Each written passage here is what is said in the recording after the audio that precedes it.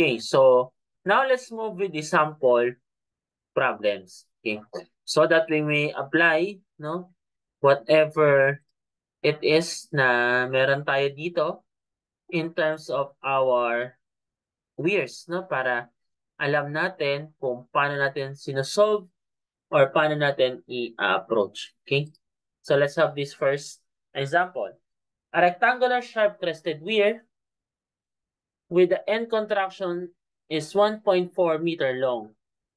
How high should it be placed to a channel to maintain an upstream depth of 2.35 meters for a flow of 400 liters per second? Ayan, given na, no? Parang meron daw end contraction. Ito, yan yung nakikita nyo.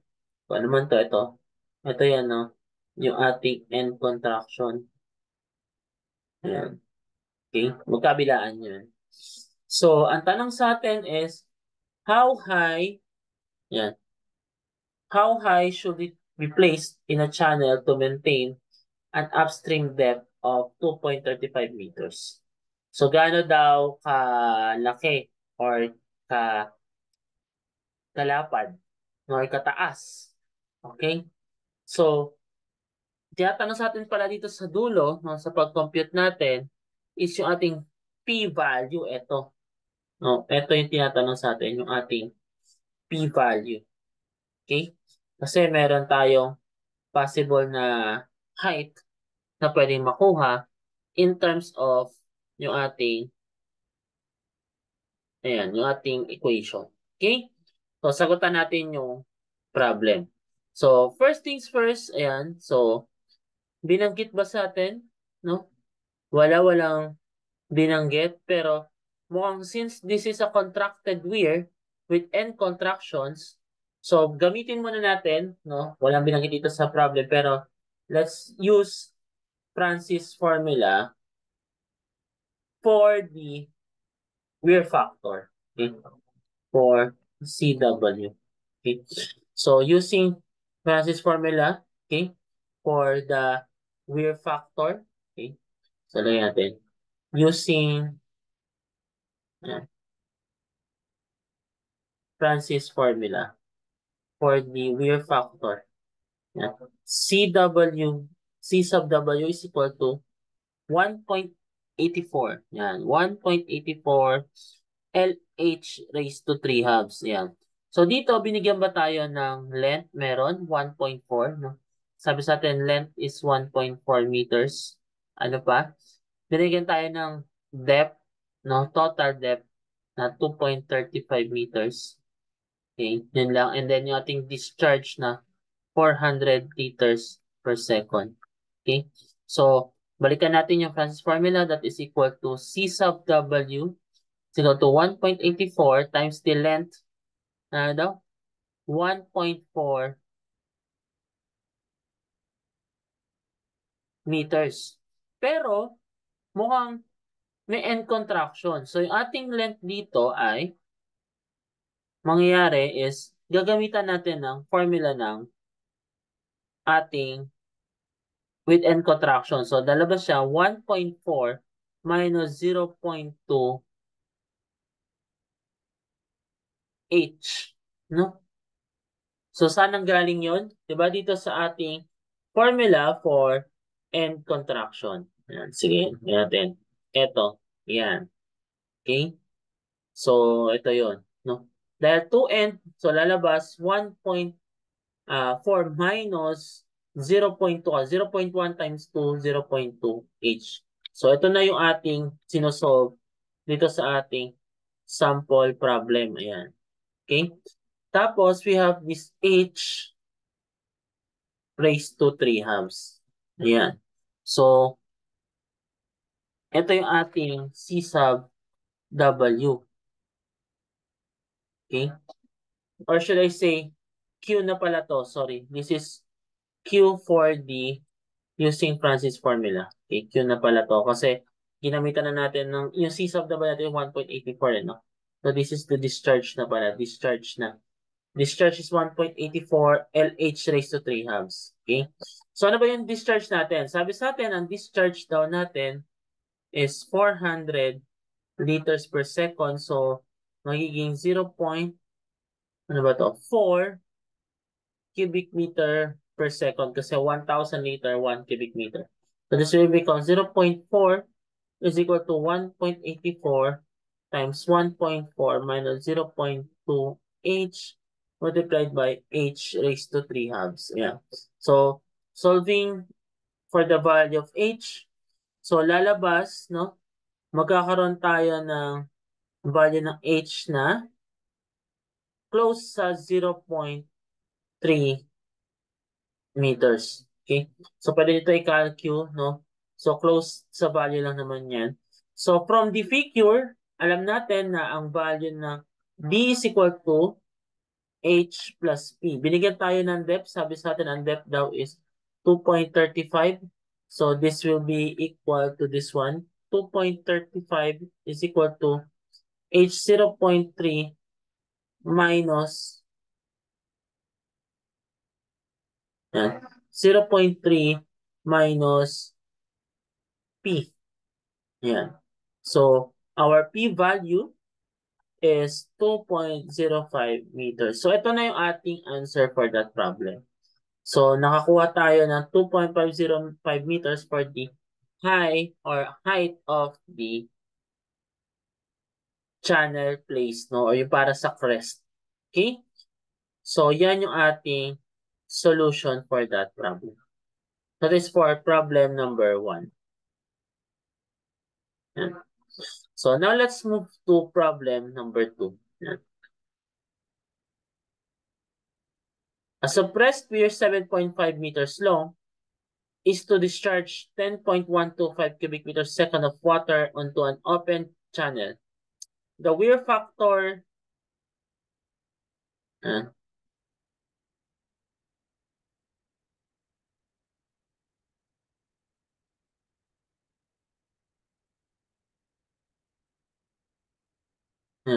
the weir factor seed sub W is 1.88. So, bigay na natin.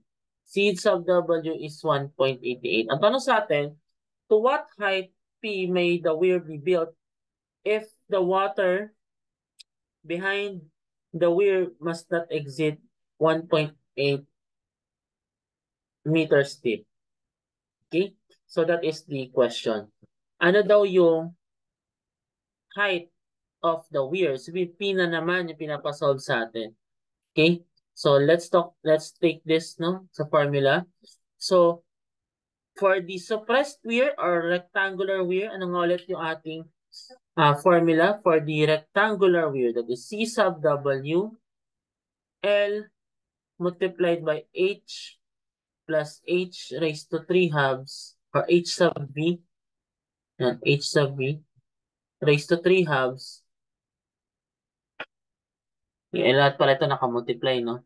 Tapos minus H sub V raised to 3 halves. Ayan. Ito yung formula natin. So, para malaman natin, kasi ang H sub V is V squared over 2G. No? Pero wala tayong H sub V. So, we could compute first for the velocity that is Q over A. So, in the problem, binigyan tayo ng discharge. Ayan. Ang discharge natin is ito. No? This is the discharge. 10.125 cubic meter per second. So, ang area natin, so binigyan tayo ng 7.5 meters long and then 1.8 meters height na liquid. So, from there, makakompute na natin yung V that is equal sa 10.125 cubic meters over 7.5 meters times 1.8 meters. Ayan. So, magiging sagot natin sa V or velocity ng ating actual na stream that is equal to 0.75 meter per second. Yan. Yan ang ating velocity. So, for the H sub V, substitute natin dito. No, di-substitute na natin dito para meron na tayong H sub V. So, H sub V is equal to 0.75 meters na squared over 2 times 9.81 meter per second squared. Yan. Our H sub V is equal to Yan, 0.287 meters. Yan. So, meron na tayong H sa V, meron na rin tayong discharge. So, makukompute na natin yung ating possible na height. No? Kasi wala yan eh. No, wala rin tayong P. So, for the possible H na height, okay? So, for H, gagamitin natin tong formula na to, no? Susundan natin siya. So, become 10.125 is equal to yung CW natin, binigyan tayo, gamitin daw natin is 1.88 multiplied by the length. Nasabi sa ating length ay 7.5. Yan. Then, multiplied by H, yan, plus H sa V, ito, 0.0287 raised to 3 halves minus yon 0.0287 raised to 3 halves. Yan. Our H value, no, kung i-solve natin yan using our calculator, that is 0.777 meters. So, since alam naman natin yung depth, no, binigay sa atin yung depth, our depth is 1.8 meters. So, using the formula, depth is equal to H plus P is equal to 1.8 is equal to 0.777 plus P. Therefore, our P value is equal to 1.023 meters. So, ito na yung answer natin for that particular problem. So, ito na yung height, okay, ng ating gate or crest. Okay. So, yan na. No, computed na natin as 1.023.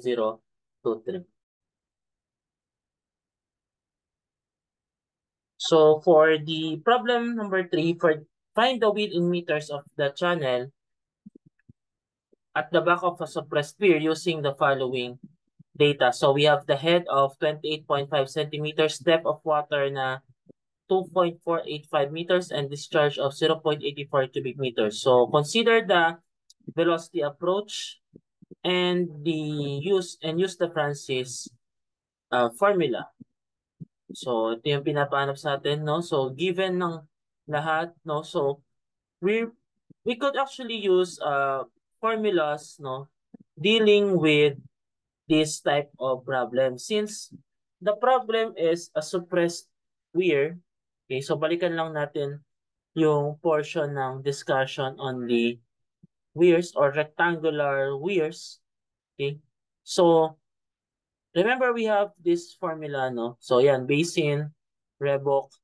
So, this is for the Francis formula. Ito, no? So, yung 1.84, ayan, 1 plus 0.26 h over d squared. So, ito na yon. So, actually using this, no, pwede tayong ituloy ito dito sa discharge formula, which is ito rin. Same. Yan. Ito rin yon. Yung CWLH 3 halves, okay, 1 plus C sub 1, H over D, naka-squared. Pwede ito yung gamitin natin. Or, if we really want to use the general formula, kung nalala nyo, ito pala. Sorry, ito. Yan. No? CW, okay, with consideration of the wear factor. Yan. So, either of those three formulas pwede. Pero, mukhang mas convenient sa atin na gamitin yung ating Francis formula. No? Dahil yun ang pinapakonsider. Pero pinapakonsider kasi din sa atin yung velocity approach. So, parehas natin isolve, no, yung ating problem in relation to that. Kasi parehas pinapasolve eh. Ang sinabi sa atin, first use the Francis formula, velocity approach, and then Francis formula. Tignan natin kung magiging magkaparehas. Kasi kung hindi, may possible na error sa solution natin. Okay? So, umpisa muna natin, no, sa unang portion, no, consider muna natin, sa unang portion ng solution natin, consider, yan, velocity approach. Yan.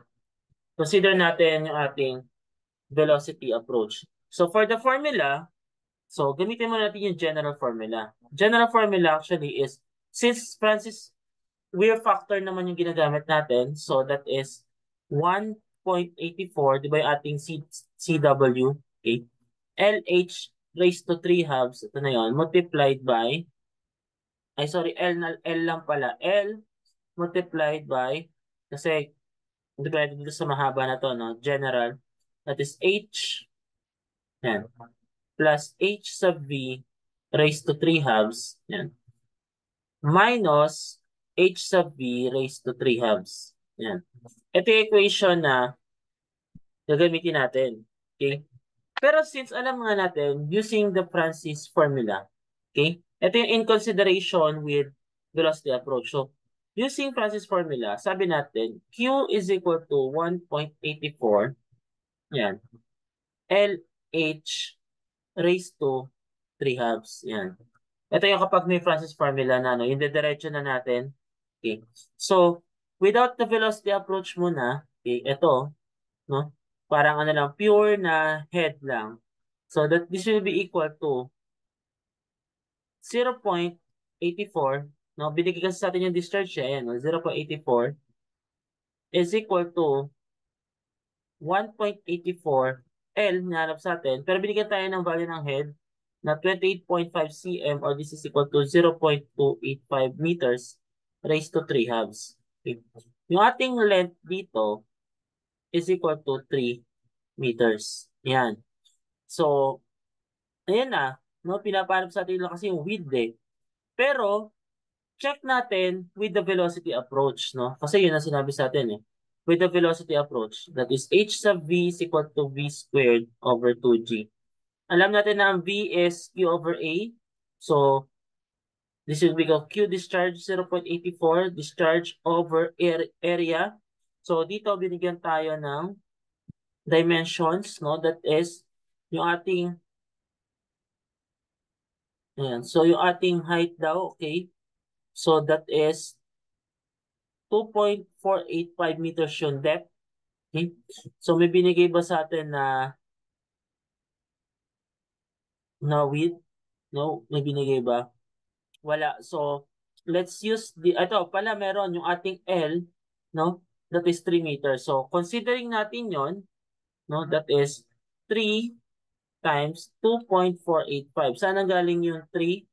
Ito, compute natin na length, no? Over 2 times 9.81. Yung ating H sub V is equal to 0.000647 meters. Yan.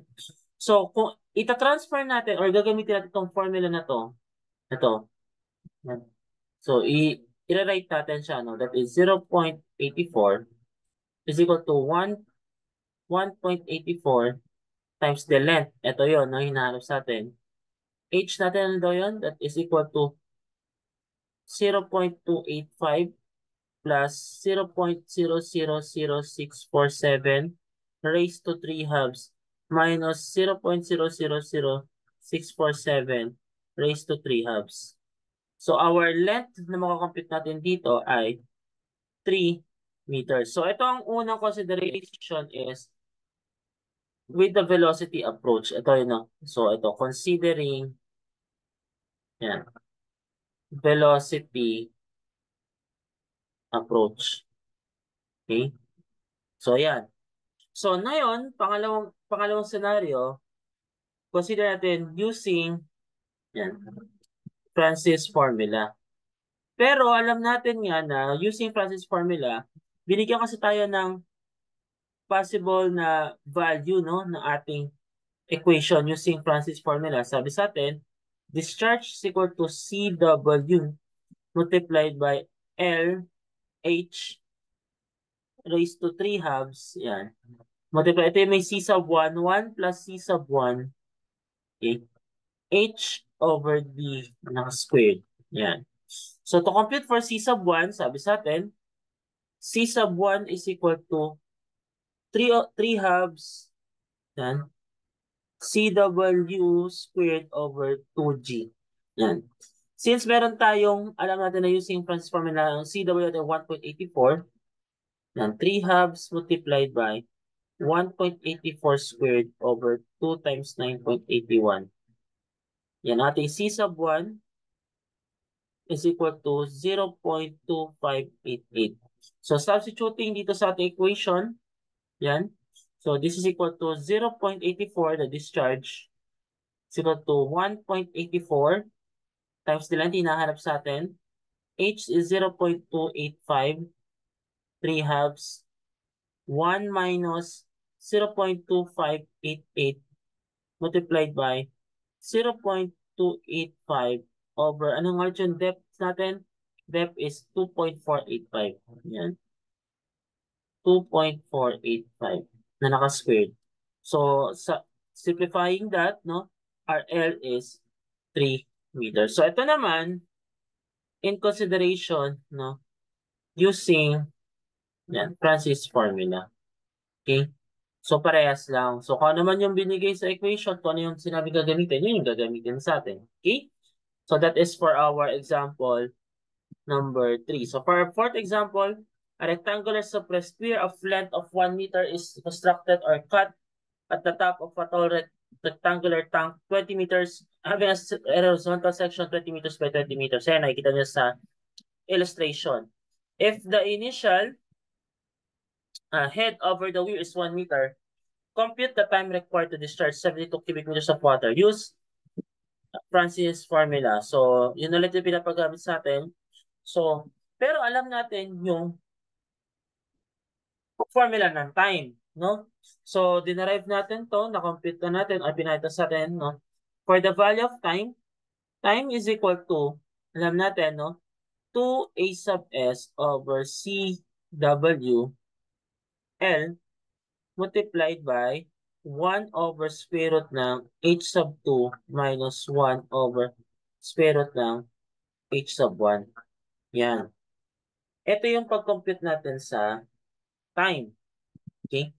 So, binigyan tayo ng mga certain values. So, we have the length. Sulat na natin dito. We have the length of the weir na 1 meter. Yan.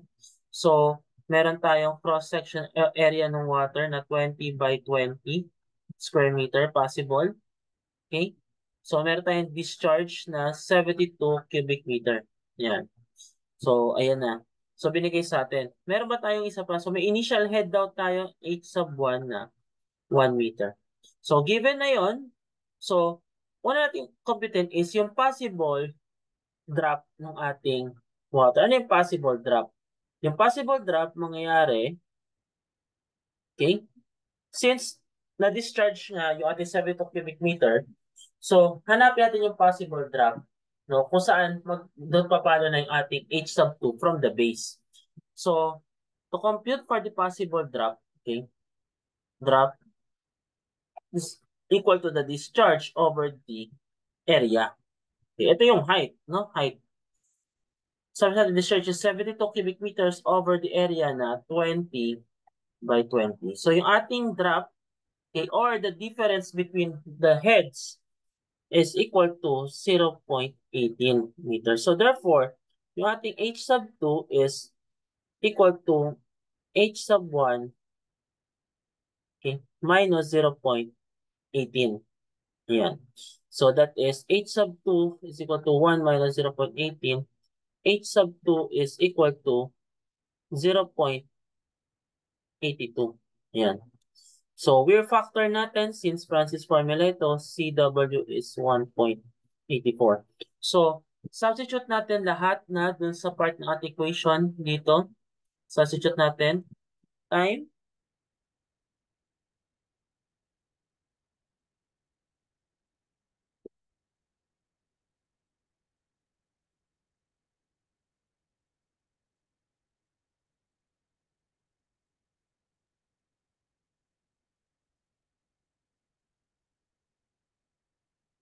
Time is equal to yan, 2 multiplied by 20 by 20 yan, over 1.84 times the length, na binigyan tayo ng length, ano daw, 1 meter, multiplied by 1 over square root ng h sub 2 natin, 0.82, minus 1 over square root ng 1, our time is equal to 45.35 seconds. So, ito yung time natin para sa ating problem. Okay, so for the next problem, So a V-notch weir is located or cut at one end of a tank having horizontal square section 10 meters by 10 meters. If the initial head on the weir is 1.2 meters and it takes 375 seconds to discharge 100 cubic meters of water, what could have been the vertex angle of the weir? Use C na 0.60. Okay? So to answer that, okay, balik ko muna tayo problem. Ayan, so given na, no, meron tayong 1.2 meters na height, and then initial head, so yung ating discharge, nandiyan na rin, given lahat. So, first things first is to know the possible drop. Kasi sabi natin, for the drop, sabi kasi natin, yung drop is equal to the discharge over the area. So, kung yun susundin natin, meron tayong 100 cubic meters, okay, na liquid over the area na 10 meters by 10 meters. So, therefore, yung ating drop, no, now, consider natin as y, no, based doon sa illustration, is equal to 1 meter. So, kung ito pala yung drop natin yung difference, ang sabi sa atin, the initial head natin sa ating water is 1.2 meters, no? Initial head natin is 1.2 meters. Therefore, h sub 2 is 1.2 meters minus 1 meter yung drop. So, h sub 2 is 1 meter. 0.2 meters. Yan. Yun yung ating h sub 2. Okay? Kasi binigay na sa atin eh. So, ngayon, since we are required to find for the angle, so, pero may binigay sa ating time eh, no? One of the given is yung time, 375 seconds. So, binigyan tayo ng time. Meron tayong time element na given, 375 seconds. Ayan. So, ano pa binigay sa atin na given? Yun. No, binigyan tayo ng time. So, yung area, alam natin, no, from the equation, 10 meters by 10, 100 square meter. Okay, cross area ng ating surface area natin. Okay. So, now, gamitin natin yung ating Q out. Okay. Kumpitin natin yung Q out. Bakit? Kailangan natin kasi ng Q out sa formula natin sa time. No? So, mamaya, no? Ano nga yung formula ng Q out natin pag triangular? That is 8 over 15 C square root ng 2G multiplied by tangent theta over 2. Yan. H raised to 5 halves. Yan. Medyo malaki, no? So, since we want to simplify this one, so Q out, no? Alam natin yung G 9.81. Yung C natin, sinabi sa atin sa problem is 0.6. So, simplifying the terms, no? Maiiwan na lang is 1.417. Yan, 1.417. That is tangent theta. Ayun. Okay. Tangent theta over 2 h raised to 5 halves. Yan, yan ang naiwan. Okay. So, binigyan na sa atin yung time na 375 seconds. So, saan natin gagamitin yan? Gagamitin natin yan sa equation na to. Sabi sa atin, no, ang general equation natin sa time is equal to the integral of A sub S dH over Q sub O. Ngayon, kung Q sub O yan at wala na yung Q sub in, that is equal to ranging from H sub 2 to H sub 1. Ayan, remember from the unsteady flow, no? So, ngayon, since given na lahat sa atin, so T 375 is equal to, yung H sub 2 natin, sabi natin is 0.2 to 1.2. Yan. A sub S is 100 dH over Q sub O natin, na-compute natin na 1.417. Ito. 1.417 tangent theta over 2 h raised to 5 halves. Yan. So, if you want to simplify further dito sa equation, so yung mga constant, may lilipat natin sa kabilang side. Pwede natin i-divide yung ating 375 na 100 over 417 tangent theta. No, pwede. Pwede. So, lalabas dito parang 375 multiplied by 1.417 tangent theta over 2 over 100. So, matitira sa atin dito, ang lalabas is 5.3157 tangent theta over 2. Matitira na lang sa integration ay, eto na lang, no? From 0.2 to 1.2, that is h raised to negative 5 halves dh. So, kung simplify pa natin further yan, that is 5.3157 tangent theta over 2 is equal to, yan. So, magiging matitira na lang dito ay negative 2/3, yan. H raised to negative 3 halves, yan. From 0.2 to 1.2. Yan. So, kung itutuloy natin yung ating equation, no, kung gagamitan natin ng actually, if we could use calculator, no, pero dahil baka magkaroon ng negative answer, so i-compute natin siya manually, pwede naman. So, itutuloy natin, this is 5.3157 tangent theta over 2 is equal to, lalabas to na negative 2/3. So, may iwan ay, ano yun? 1.2 raised to negative 3 halves minus 0.2, yan, raised to negative 3 halves. So, ang makikita na lang sa atin is tangent theta over 2 is equal to 1.30726, or theta is equal to 105.17 degrees. So, this is our answer for the triangular V-notch. So, bakit naging ganito? Dahil possible, no? With the given time na 375 seconds, so roughly that is around 6 minutes lang. No? 6 minutes and 15 seconds. Ganon. No? 6 minutes and around 15 seconds. So, 6 minutes lang yung binigay sa atin, na masyadong maliit yung time na yon. Considering na ang discharge na natin initially, no, ano sa atin is 100 cubic meter. Yun. So, kung ganun, tapos masyadong mataas pa yung liquid, so, na-force tayo na lakihan, no, more than 90 degrees yung ating notch sa triangular weir. Okay? So that is for the solution for this problem. Okay? And then for the last problem, a trapezoidal weir having a side slope of 1h2v discharges 50 cubic meter per second of water under a constant head of 2 meters. Find the length of the weir assuming c is equal to 0.6. So ito, medyo may mga details na sabi kasi 2 meters, ayan, kita naman siguro, no? Kita na siguro yung 2 meters ito. Ayan, no? Given na. Kita na siya.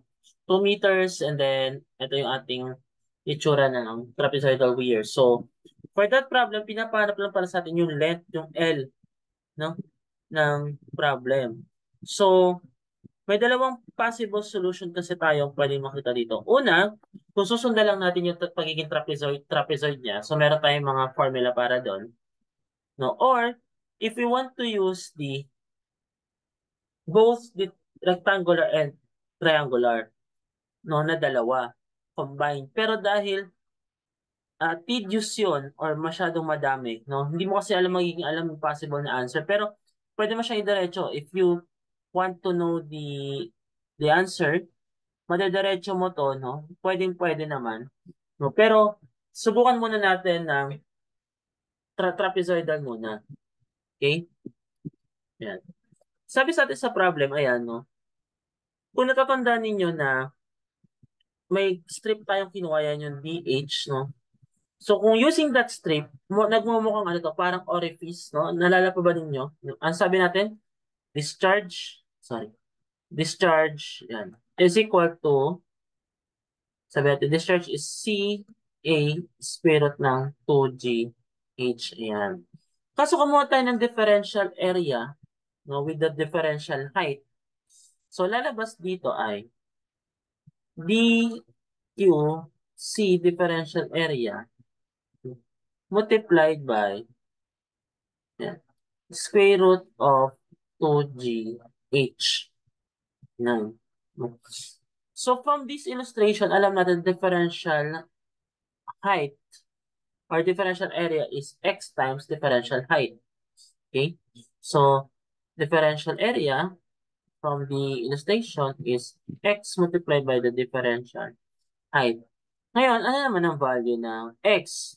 X is, ito, yung length na unknown, ito, plus dalawang z na distance. So, ni-notify natin sa z na distance. So, x is L plus 2 z na distance. Ngayon, ano naman ang z na distance?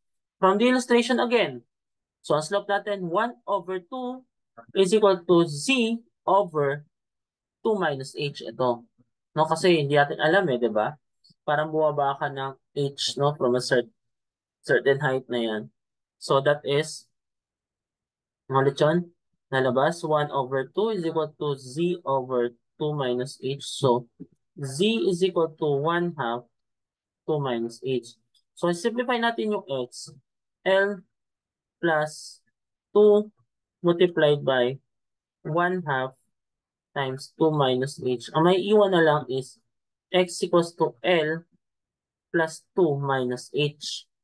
So, kung isa-substitute natin lahat papunta dito, yan, na yung ating equation, ang matitira is dq, c, dA natin is x multiplied by dh. Ang x natin is equals sa L plus 2 minus h dh.